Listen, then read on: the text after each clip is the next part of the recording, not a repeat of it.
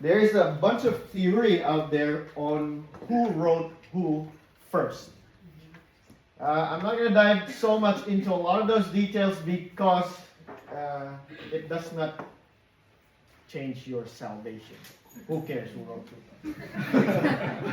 Some of my friends prefer Matthew, some of other theologians prefer Mark, and some other theologians the other gospel.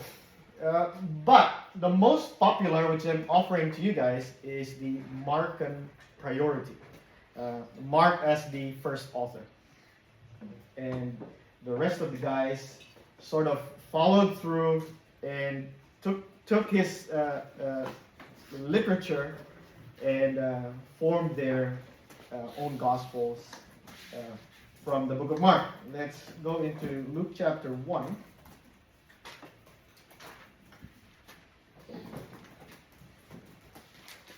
Luke is big, huh? So many verses in one chapter.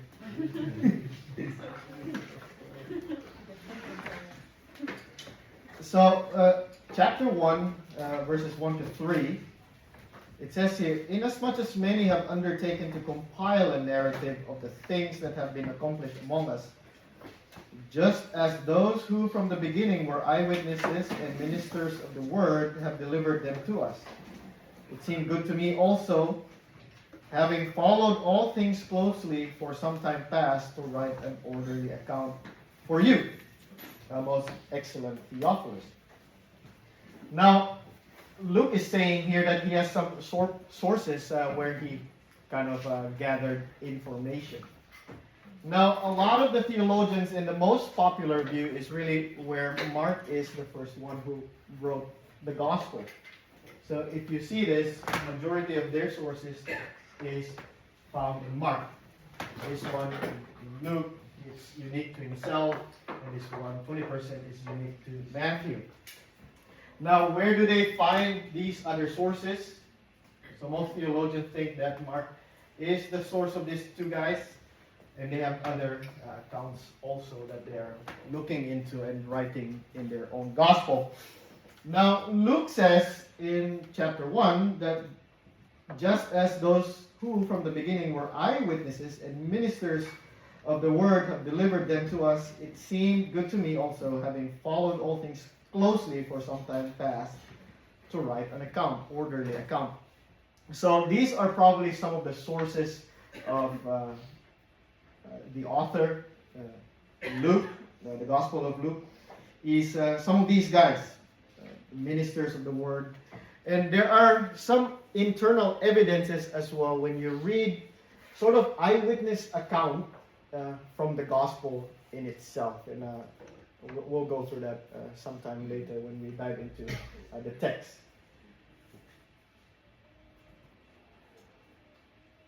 So that is the Markan priority, and where their other sources would come from. There is a theory, and you will find this in your own BRI research, where their source is coming from, which is coming from a fourth source.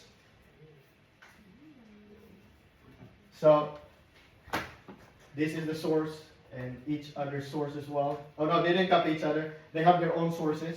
And there's another fourth source where they have found their own sources.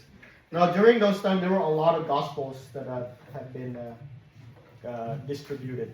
There's a lot of writings about Jesus, and you'll find that also even after 100 AD, that there are gospels that are floating around. The problem with over 100 AD is that the living eyewitnesses no longer exist. So after 100 AD, gospels that are written, we need to be careful of the reliability of those sources, because a lot of the eyewitnesses are no longer alive and can share the accounts themselves.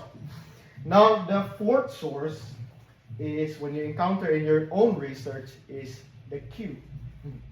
It is theoretical. It is hypothesis. It is an idea that theologians state that there is another fourth source that we don't have right now, that Luke and Matthew found some of those things that they have written in their gospel themselves. So Q, in the German word QL,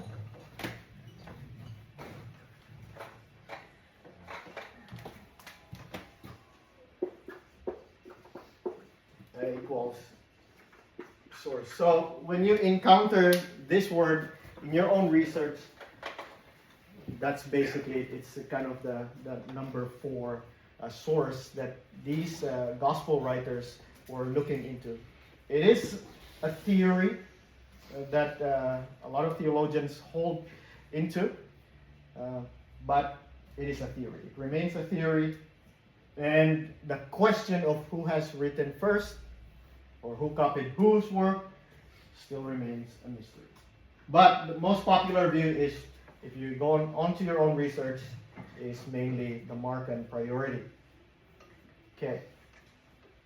Now, this morning, I think we'll try to go through a lot of BRI stuff, and then I hope it will help you in your own charting. Have you guys already charted? Yes. So you've done a lot of BRIs already? No. Oh, you haven't done BRIs? Okay. No, we just did insights. Oh, okay.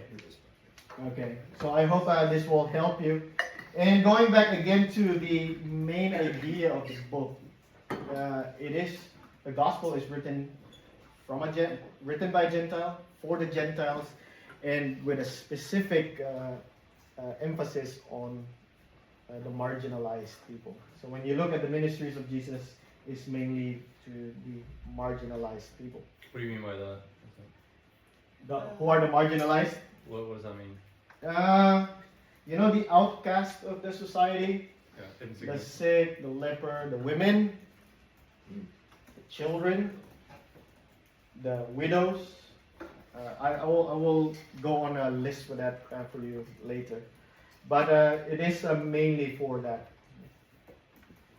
Now, authorship. Let's go to the authorship. Well, many of the church fathers agree with authorship, that it is coming from this disciple named Luke. But it is still an ongoing debate up until the moment of 2024, because the reason for that is that he did not name himself, that I, Luke, written this gospel. In fact, all of the gospels, they don't have their names stamped on their work. But early church fathers already kind of agree, starting in the 1st, 2nd century, that it is coming from the book of, not the book of Luke, but this guy named Luke. Now, the work of Luke is kind of a 2 series. And if you're familiar with the book of Acts, he is also the assigned author of this book, the Acts of the Apostles. Let's have a go, because these 2 books kind of easily slides into each other. Let's have a go to read Luke chapter 24, verse 49. Whoever goes there first, and just read it. And then Acts chapter 1, verse 4. Verse 49. Yeah, Luke chapter 24, verse 49, and Acts chapter 1, verse 4. So who goes first? I am. Okay, Okay. you go first. And behold, I am sending the promise of my Father upon you, but stay in the city until you are clothed with power from on high. Amen. And while staying with them, he ordered them not to depart from Jerusalem, but wait for the promise of our Father, which he said, "You heard from me, for John baptized with water, but you will be baptized with the Holy Spirit not many days from now." Okay, so it is the ending is stay in the city, stay in Jerusalem, you will receive power, you will be clothed with power. So this is kind of, this easily slides in. He also names the person that he addressed it to. Most excellent Theophilus. So this is a 2 series work, Luke, the Gospel of Luke, at the same time the book of Acts, and they are addressed to the same person named Theophilus. So authorship, let's figure out authorship. Internal evidence The author was never part of the first disciples, the first 12 disciples. And also, when you study the book of Acts, because this is key internal evidence. When is your book of Acts? Maybe a few weeks from now. Next weekend. Oh, next week. Oh, it is a sequel. Awesome. Then you already have a lot of BRI for the book of Acts as well. This passage, or this pronouns, they and we, because that is sort of hinting that I am part of this journey. Yeah, so when the author was doing his research, this is a key that he is part of writing about himself. We. So he is one of the eyewitnesses, especially in the book of Acts. That is together with the Apostle Paul.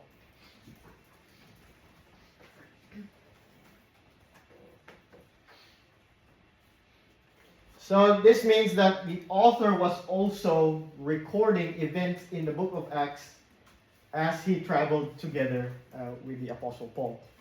Now, in the book of Acts, there are so many names mentioned in there. And also, you've studied a letter. How many letters now? Epistle? Three already, okay. There are also so many names being mentioned in the letter where Paul addresses and says his greetings and says his goodbye to. Now, when we factor all the names of these groups of people in the book of Acts, especially in the book of Acts, and in the letters, because the book of Acts is kind of the backbone of studying letters. To give you a good perspective of where letters are being placed, you need to have a very good understanding or familiar with how the book of Acts progress.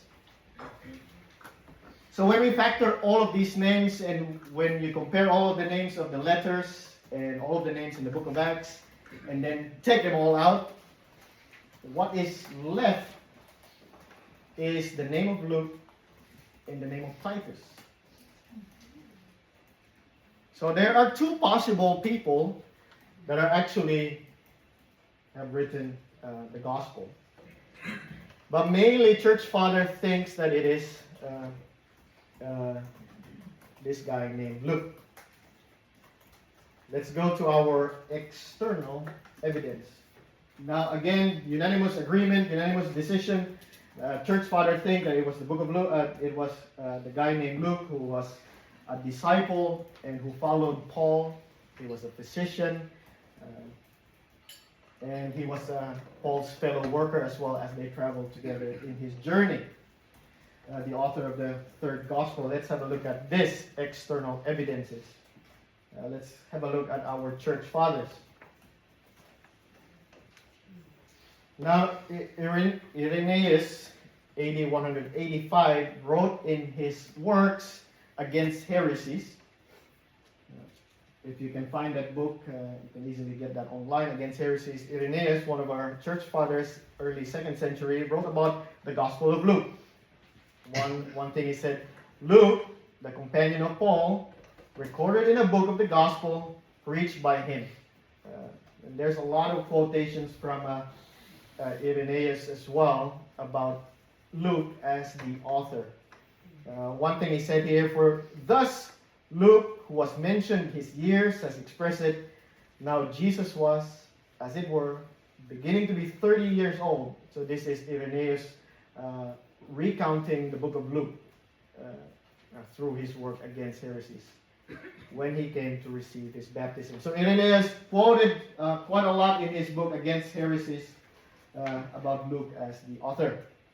The second one is Clement of Alexandria.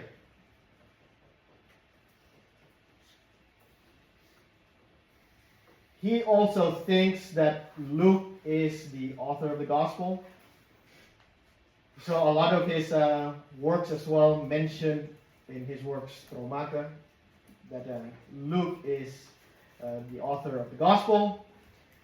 Justin, 160 AD, also calls it the Memoirs of Jesus, also written by the apostle or the disciple named Luke.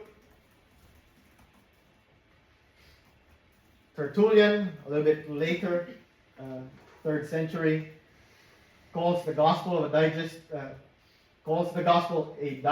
of Paul's gospel. So who recorded Paul's gospel, his ministry? Also, this coming from this guy named Luke as well. This is for your Acts historical background. Eusebius, 4th century, mentions that Luke was from Antioch, a companion of Paul, and the author of the Gospel, author of the Gospel and Acts. So quite a lot of early church fathers from 1st, 2nd, 3rd, and 4th century, 400 years of agreement that Luke is the author. Also, Origen at the same time. Jerome is the one who has written the Bible into Latin Vulgate. The Latin Bible the Catholic Church have used for many hundreds of years. This is the guy who translated the Bible from Greek to Latin, Jerome. Now, very interestingly, the earliest of manuscripts that we can find today, the closest one we can find, is probably in Geneva, and then the next closest one is in Milan. This one is in Milan, the Muratorian canon. It was discovered in this manuscript was discovered by this guy, Lodovici Muratoria, in Milan, and that thing still exists there in Milan. And that is around 170 AD kind of artifact that exists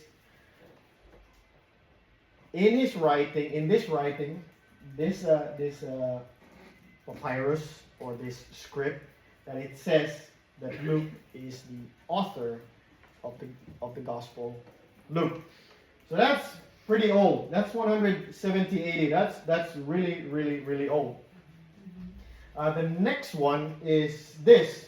You find this in Geneva. There's a museum in Geneva called the Bodmer Museum.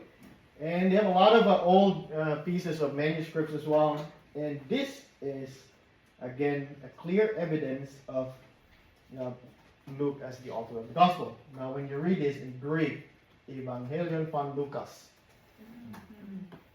And then this is John, the Gospel of Yohanan. So when you read this, and this still exists, when you go to Geneva and go to this museum, Bodmer Museum, you can search that on YouTube, Google, and then you can visit, and this thing still exists today. And really, the earliest church father already agrees that Luke is the author of this gospel. Now, unanimous decision, but then again, he did not name himself. Could be Titus. But the church fathers, I don't want to disagree with the church fathers. I think we look at the source where his gospel is coming from already. But some of his sources, when we look at this in chapter 1, verses 2 and 3, Luke is saying that he is collecting some stories from people. And he also journeyed as well with Paul as well. When you look at the book of Acts, the we passage, that this guy is recording the teachings of Paul, the memoirs of Paul about the teachings of Jesus Christ. So this guy is recording. And when you look at this chapter 1 verse 2, just as those who from the beginning were eyewitnesses, he took accounts from eyewitnesses as well, and ministers of the word. So I did a word study of what is this ministers of the word all about. And it so happened that there are these guys who, this is their work. They are called ministers of the word, because a lot of those teachings back in the days, a lot of people don't read. Only very few people are able to read. So the ministers of the word, when they share stories in their synagogues, they are actually the ones who fact checks every single story if it is accurate or not. So these are the work of these guys, ministers of the word. At the same time, eyewitnesses as well. Now we will have a very intimate sort of eyewitnesses account when we read the Gospel of Luke, beginning with Mary. Because who can share all those accounts of the birth of Jesus Christ and the coming of the angel is through an eyewitness. So most probably Mary was one of those eyewitnesses that Luke as well interviewed for his own gospel. Now when we look at Luke's materials, not a lot, but mainly where he sourced his writing from is from the Greek Bible, the Septuagint. Have you guys encountered that? The Septuagint? Since he's a Greek person, so if you encounter this is the Greek Bible. Am I spelling this correct? Is that correct? Septuagint. Yeah. When you see that, that is the Greek Bible. This is where Luke heavily quoted a lot from the Old Testament is through the Greek translation. This translation, Septuagint. So he's a Greek person, and he quoted a lot of his sources coming from the Septuagint, which is the Greek Bible. So he depended on that quite a lot, heavily as well. When Luke also did his research as well, it is a very meticulous research. You know, when you begin to name people, such as in the days of Herod, king of Judea, verse 5, chapter 1, when you begin to mention a lot of these historical people, they exist historically. You can cross-check the facts of that, not in Bible sources, but also historical non-Christian sources, that these guys exist in actual time, space, and season in back in the first century or before first century. So when you begin to use these people, these significant figures, Caesars, the rulers of the Roman Empire, then you can easily fact check when and the reliability of his writing. And all of the time, those critics of the Gospel of Luke and the Book of Acts, well, they can't really criticize him because every person that he quoted is real and true in the Roman Empire. So Luke is not only a theologian, he is also a meticulous historian. So Luke is one of our gospel that is meticulously written on a reliable, historical, factual events that has happened here. Okay? Now, orderly account, he said, it might not be a chronological account, but more of a just factual account that Luke was writing in his gospel. Okay? Any questions from here? You good? Yeah. Now, who did he address this gospel to? And this will be the same on the book of Acts as well. Both Luke and Acts are addressed to this guy named Theophilus. Now, you can look at it both ways. Theophilus means lover of God or loved by God. Theo means God. And filial is another term for love in the Greek term. It could go to lovers of God, maybe the church at that time, or it could be a real person named Theophilus. And any book that you kind of open today, there is always a dedication to somebody, right? You read a normal book and open it, and the very first few pages, this book is dedicated to my loving wife, my children, blah blah blah blah blah. Yeah, and the people who supported me to write this book as well. So this book is typical. He addressed it to this guy named Theophilus, and in my own opinion, this is my opinion. You can form your own. I would say that Theophilus is a real person, and most probably the guy who kind of support him for the production of the book, or the writing of the book as well, and the printings of the book. So it's his supporter, and Luke is helping him to kind of have a good account of who Jesus was and how the gospel has been spreading, especially when you read the book of Acts. So he's kind of Luke's patron, helping him publish, and most probably he is a high-ranking Roman official as well. Okay? When you look into the innocence of Jesus, a lot of the times being mentioned in the Gospel of Luke, that Jesus is innocent. He's done nothing wrong against Roman Empire. Yeah, have you guys studied about the Roman Empire?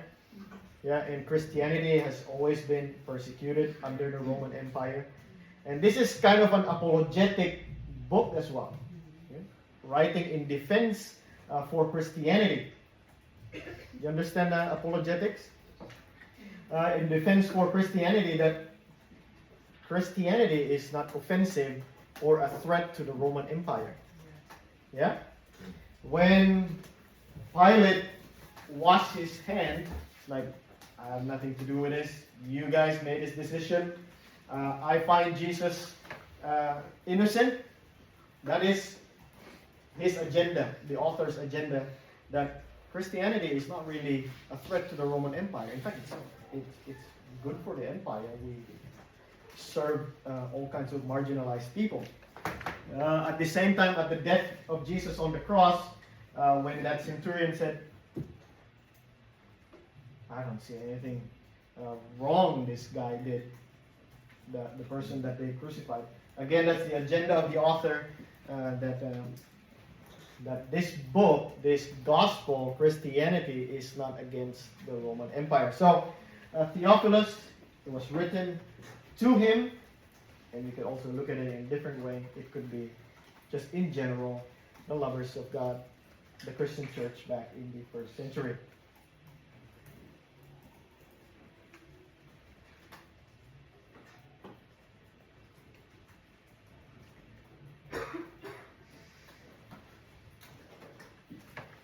Yeah, this is what I've already said. The purpose of writing is that many people believe that the books of Luke and Acts were written to demonstrate that Christianity is not a political threat to the Roman Empire.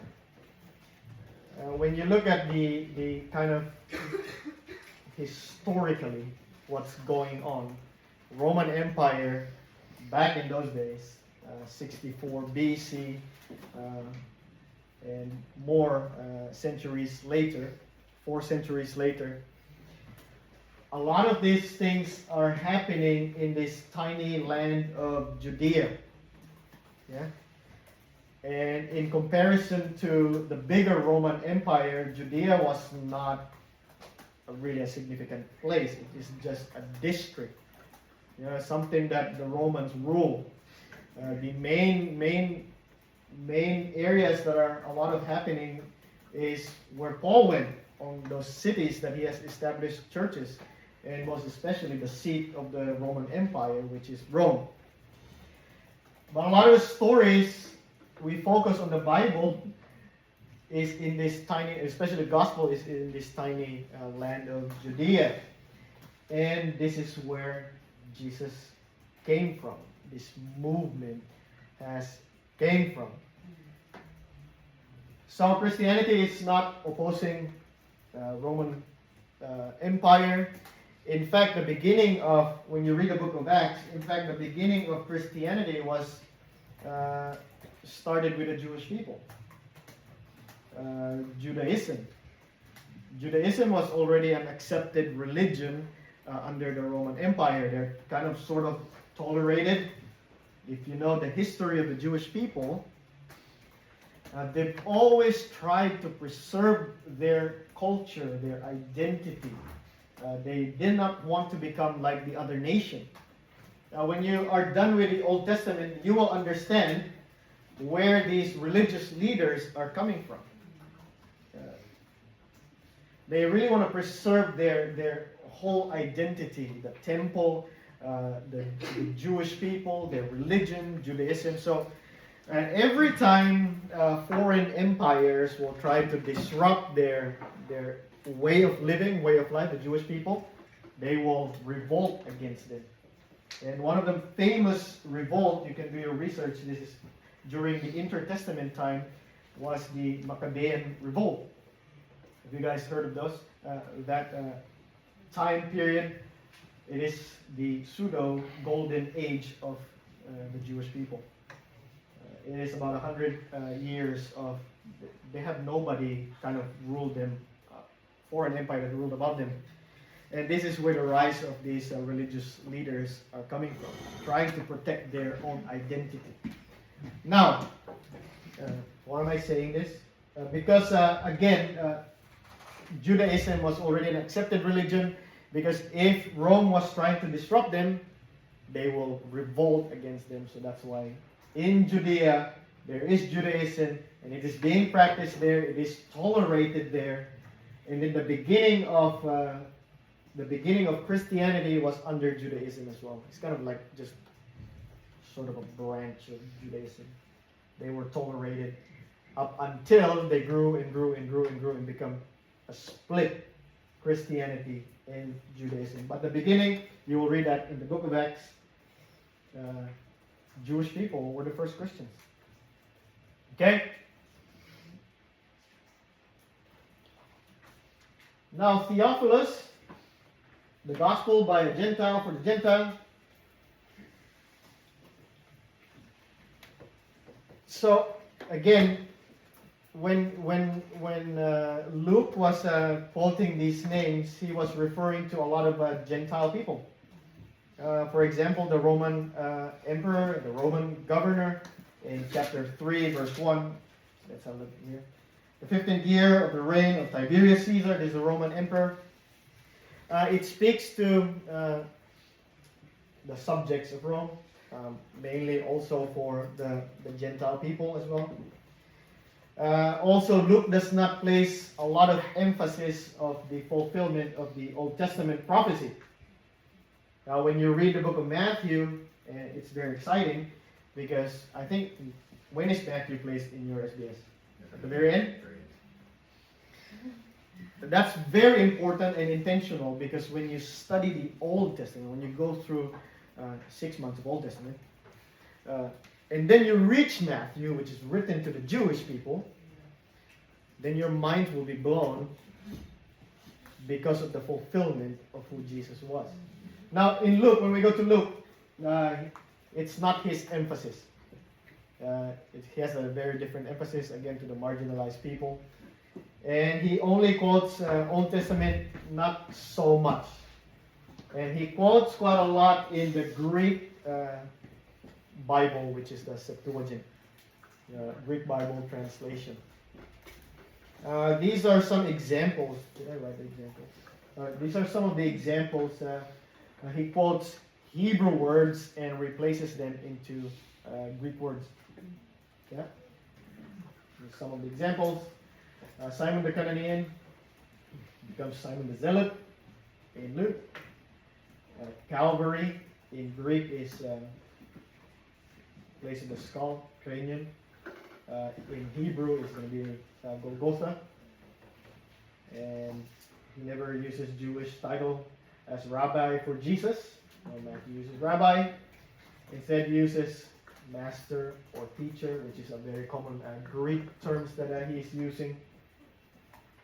Also, genealogy. We find 2 genealogies, one in Matthew and one in Luke. Luke traces ancestry all the way down to the founder of the human race, to Adam. In Matthew, it's going to be Abraham. Luke never quotes Jesus using Aramaic words. That is in Matthew or in Mark. He only refers to a lot in Greek, and so on and so forth. So he uses heavily a lot on Greek. Again, he's speaking, his gospel is for the Gentiles. Of course, there will be Jewish people, because I don't know if you've encountered already Hellenized Jews. No, not yet. So there is this Jewish culture. Now, same as today, when we look at the people outside Amsterdam, especially people that are coming from Muslim background or maybe Hindu background, you will know immediately by the clothes they wear, right? If I look at somebody wearing hijab or Middle Eastern clothes, I might assume that you're coming from Muslim background. Now, back in the days, you will know immediately you are the Jewish people. Because they are, again, I've said they're trying to preserve their culture, their religion, their way of life, the practice, the temple, the synagogues. They're trying to preserve that. And they look like Jewish people. Now, the Hellenized Jew, there was a time in the history, just towards the end of the Old Testament, is the rise of the Greek Empire led by Alexander the Great. You will read about him in the book of Daniel, at the same time, intertestament times. And Alexander the Great, one of the greatest generals that ever lived, most successful, I would say. At 33 years old, he died, but he conquered the whole known world. What an amazing general. But his main primary vision was for everybody to become Greek. And that is the process, or what we call the process of becoming Greek, Hellenization. This is very important because this reflects into your New Testament study.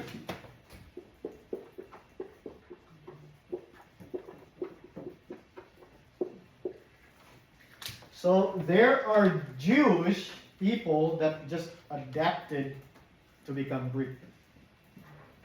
They would read the Greek Bible, which is the Septuagint, the LXX.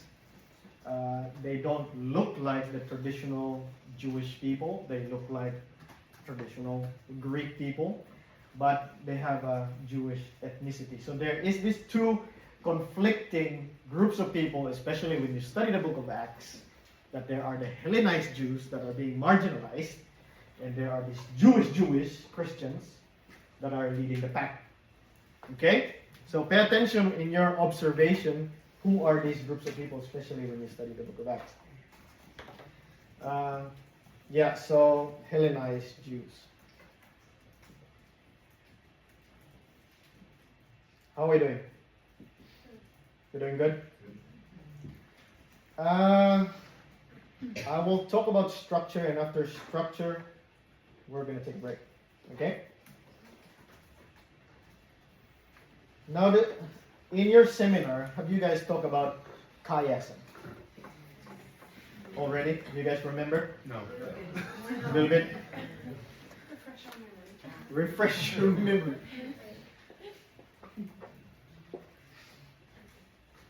So, chiasm, some theologians propose that the structure of the book of Luke and the book of Acts is sort of a chiastic structure.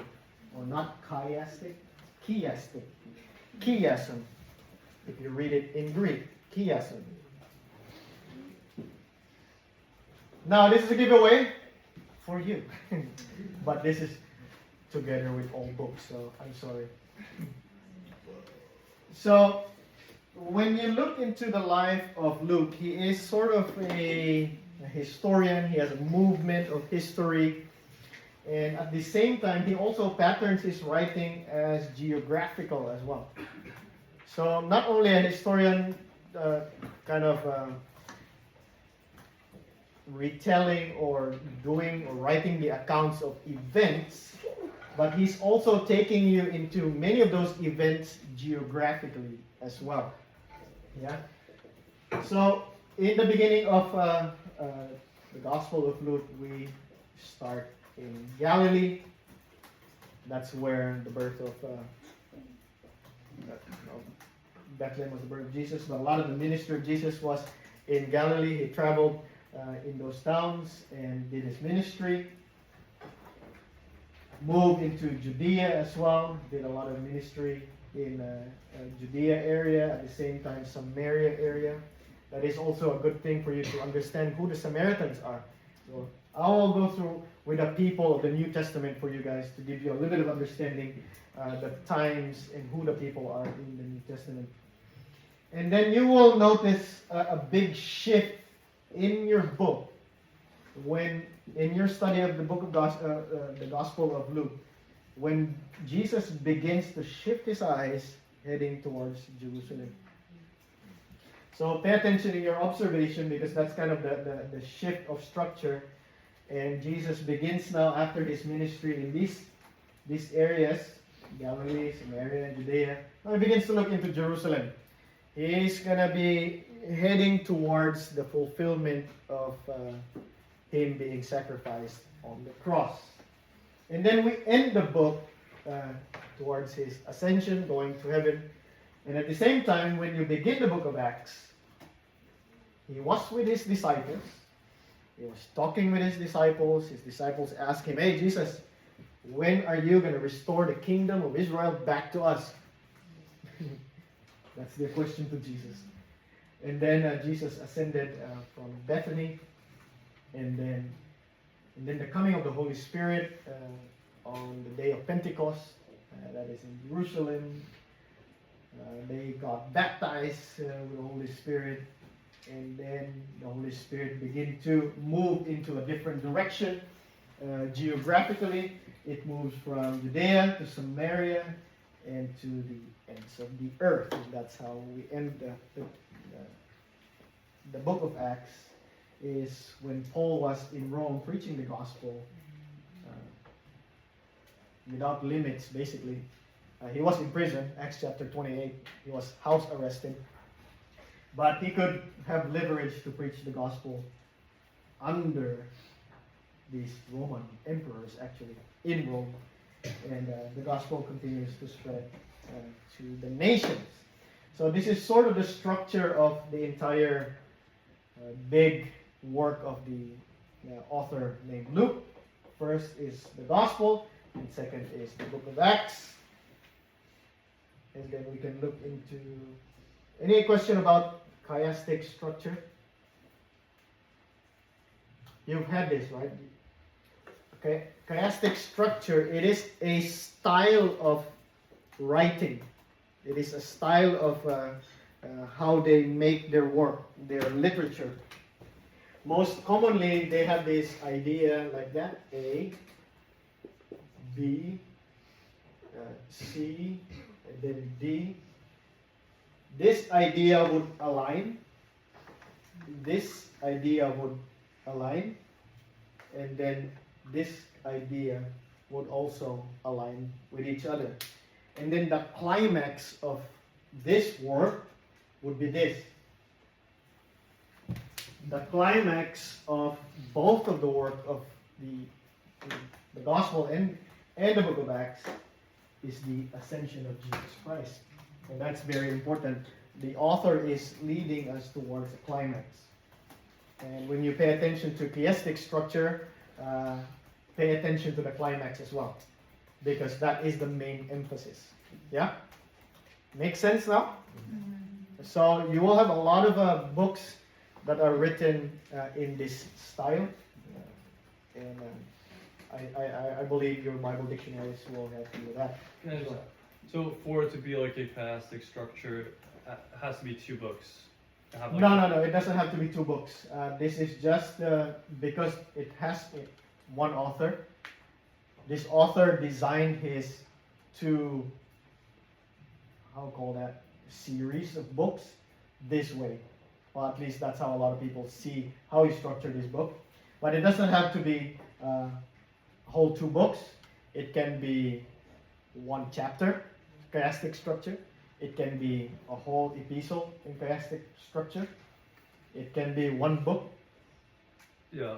Yeah. So you're saying that this is almost like one work, Luke and Acts? Yes. Okay. So Luke in the book of Acts is addressed to.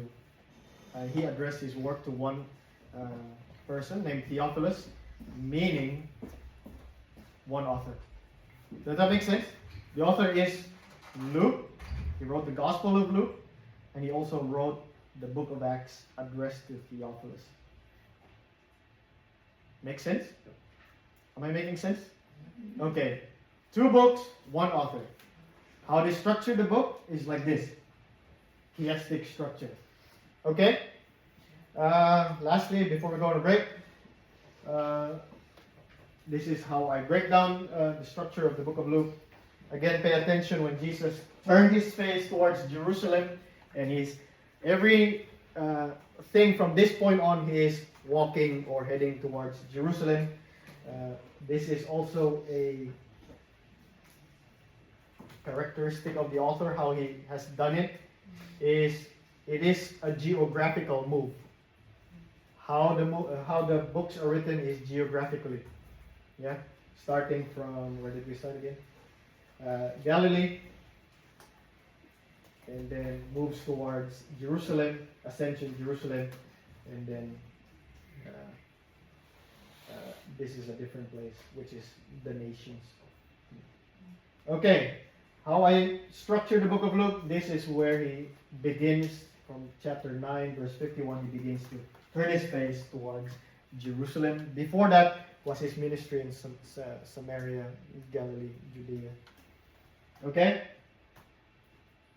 I think we're good to have a break. If there's any question before we dive into break. Alright, come back at 12 o'clock. Can you just keep that open? I'll keep it open. Yeah.